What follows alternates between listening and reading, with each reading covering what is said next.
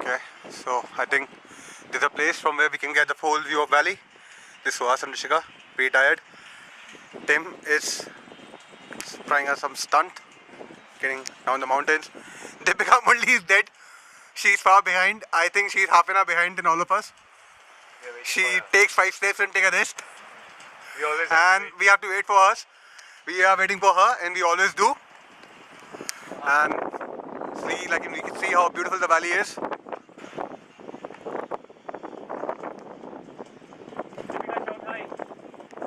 Say hello.